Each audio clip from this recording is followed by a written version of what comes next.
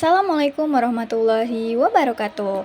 Hai teman-teman semuanya, kembali lagi dengan saya Lanina Gusya dengan NIM 2505326 dalam video pembelajaran ekonomi tingkat SMA kelas 12. Bagaimana kabar teman-teman hari ini? Semoga teman-teman diberikan kesehatan ya. Baik teman-teman, pada video kali ini kita akan membahas mengenai APBN dan juga APBD. Teman-teman pasti sudah pernah mendengar istilah dari APBN dan juga APBD, dikarenakan pada setiap tahunnya ternyata pemerintah itu menyiarkan ke media-media elektronik ataupun televisi terkait dengan penyelenggaraan pemerintahan yang ternyata itu sudah diatur dalam APBN dan juga APBD. Sebagai contohnya, pernahkah teman-teman mendengar ataupun melihat atau membaca berita mengenai pembangunan jembatan, pembangunan jalan tol, atau bantuan-bantuan sosial kepada masyarakat-masyarakat yang kurang mampu di Indonesia ini oleh pemerintah? Nah, menurut teman-teman, dari manakah dana ataupun anggaran yang didapat oleh pemerintah untuk menjalankan program tersebut? Benar sekali, ternyata anggaran ataupun dana untuk menjalankan program tersebut itu telah diatur dalam APBN dan juga APBD. Nah, sekarang teman-teman sudah bisa kan membayangkan apa itu APBN dan juga APBD? Kita masuk ke materi yuk. Baik teman-teman, di video kali ini saya menggunakan media pembelajaran yaitu berupa PPT atau PowerPoint. Nah, dapat teman-teman lihat nih pada slide pertama ada judul yaitu pembelajaran APBN dan juga APBD Ekonomi kelas 12. Nah, untuk materi pertama kita akan membahas mengenai definisi dari APBN dan juga APBD. Pertama APBN dulu ya, yaitu APBN itu merupakan singkatan dari anggaran, pendapatan, dan belanja negara, yang dimana rencana keuangan tahunan pemerintahan negara Indonesia yang telah disetujui oleh DPR atau Dewan Perwakilan Rakyat. Ternyata teman-teman, definisi dari APBN ini serta penyusunan APBN itu telah diatur dalam Undang-Undang Nomor 17 Tahun 2003. Nah, di dalam APBN ini juga terdapat daftar yang sistematis dan juga terperinci terkait dengan pengeluaran serta pemasukan suatu negara dalam jangka periode 1 tahun, yaitu 1 Januari sampai dengan 31 Desember. Nah, secara singkatnya atau simpelnya nih, pengertian APBN itu merupakan rencana keuangan tahunan yang disusun oleh pemerintah pusat dan disetujui oleh DPR. Seperti itu teman-teman. Materi selanjutnya kita akan membahas pengertian atau definisi dari APBD. APBD merupakan singkatan dari Anggaran Penerimaan dan Belanja Daerah, yaitu rencana keuangan tahunan daerah yang tertuang dalam APBD ini yang dibahas dan disetujui oleh pemerintahan daerah yaitu DPRD yang kemudian ditetapkan dengan peraturan daerah, yang itu adalah Permendagri nomor 13 tahun 2006. Secara simpelnya nih, pengertian dari APBD itu merupakan rencana keuangan tahunan yang disusun oleh Pemda atau pemerintah daerah dan yang disetujui oleh DPRD yaitu Dewan Perwakilan Rakyat Daerah. Baik teman-teman, materi selanjutnya kita akan membahas fungsi APBN dan juga APBD. Ternyata teman-teman, APBN dan APBD ini juga memiliki fungsi yang harus dilaksanakan dan harus terlaksanakan, yang dibagi menjadi 6. Yang pertama itu adalah fungsi otorisasi, yang dimana APBN dan APBD itu digunakan sebagai dasar untuk melaksanakan pendapatan dan belanja pada tahun yang bersangkutan sehingga dapat dipertanggungjawabkan karena berlandaskan hukum. Maksudnya di sini adalah APBN dan APBD itu digunakan sebagai dasar untuk memanfaatkan pendapatan dan juga belanja suatu negara di tahun tertentu, misalnya tahun 2025. Jadi, ketika tahun 2025 kita harus menggunakan APBN dan juga APBD pada tahun tersebut juga, karena hal itu harus dipertanggungjawabkan sebab adanya landasan hukum. Yang kedua adalah fungsi perencanaan.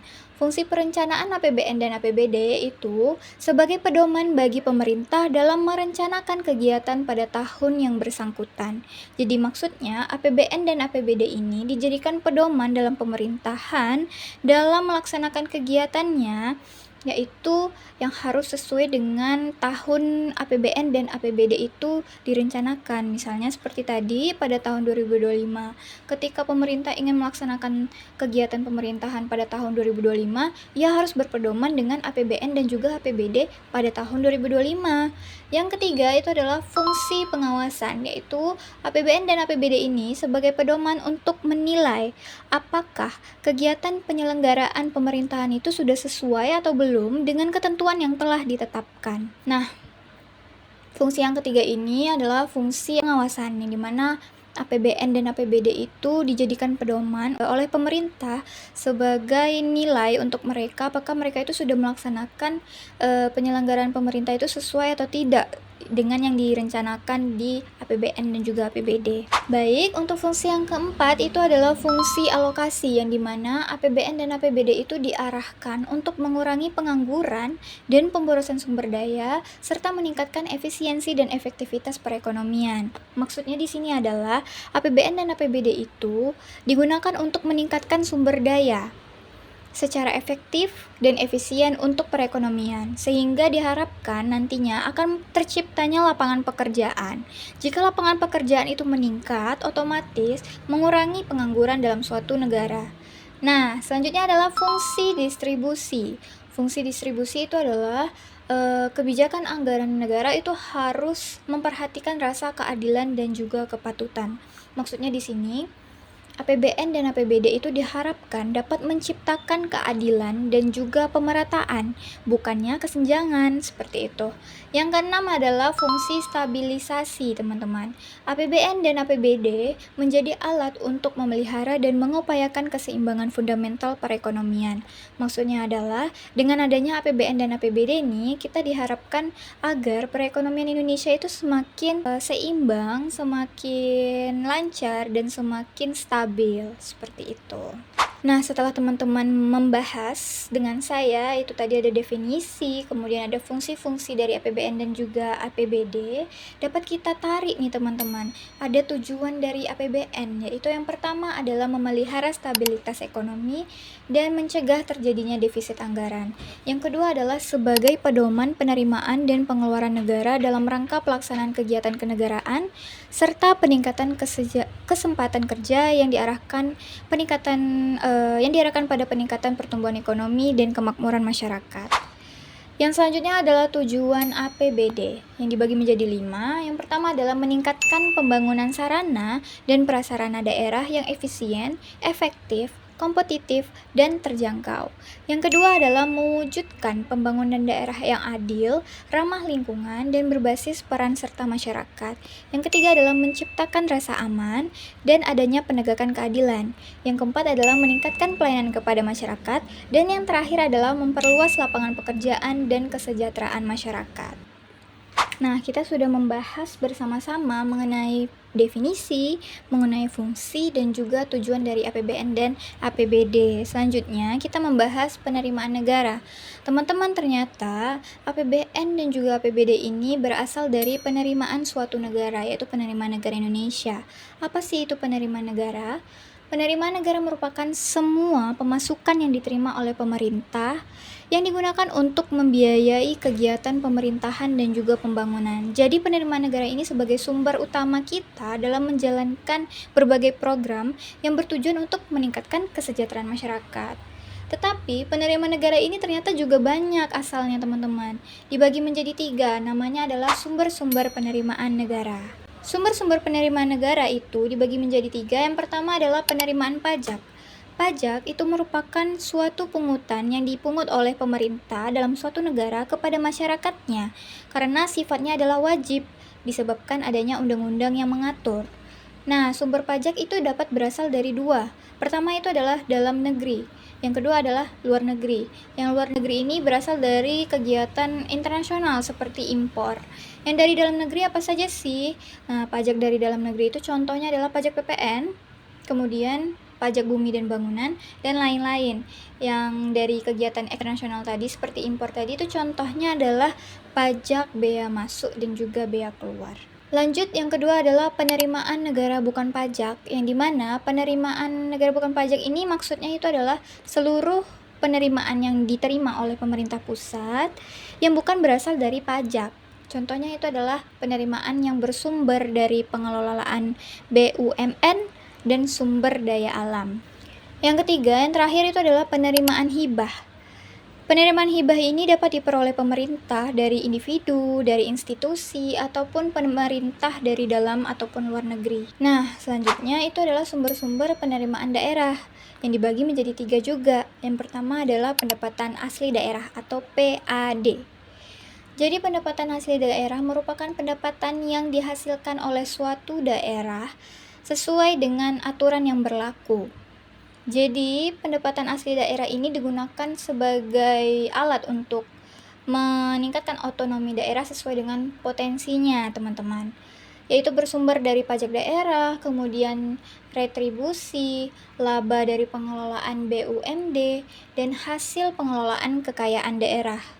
Yang kedua itu adalah dana perimbangan, merupakan dana-dana yang dihasilkan pemerintah dari APBD sebagai belanja pemerintah untuk daerah tertentu. Contohnya itu adalah dana bagi hasil, kemudian dana alokasi umum, dan juga dana alokasi khusus. Yang ketiga adalah lain-lain pendapatan daerah yang sah, yaitu dana darurat, hibah, dan sumber lainnya yang sesuai dengan peraturan perundang-undangan. Oke, tadi kita sudah membahas sumber-sumber penerimaan negara. Yang pertama adalah pengeluaran dan belanja negara. Jadi belanja negara merupakan semua pengeluaran pemerintah pusat yang digunakan untuk menjalankan kegiatan pemerintahan dan pembangunan. Dalam bahasa Inggrisnya itu adalah government expenditure. Belanja negara ini bertujuan untuk meningkatkan pelayanan publik, kemudian pembangunan infrastruktur, serta kesejahteraan masyarakat. Ada juga jenis-jenis dari pengeluaran dan belanja negara, teman-teman. Belanja pemerintah pusat, yang kedua adalah belanja pemerintah daerah. Sedangkan pengeluaran negara atau government expenditure itu dibagi menjadi 2 juga. Yang pertama adalah kelompok belanja, yang kedua adalah kelompok pengeluaran pembiayaan. Next adalah jenis-jenis belanja pemerintah daerah, yaitu menurut Undang-Undang Nomor 33 Tahun 2004, belanja daerah itu adalah semua kewajiban daerah yang diakui sebagai pengurang nilai kekayaan bersih dalam periode tahun anggaran yang bersangkutan.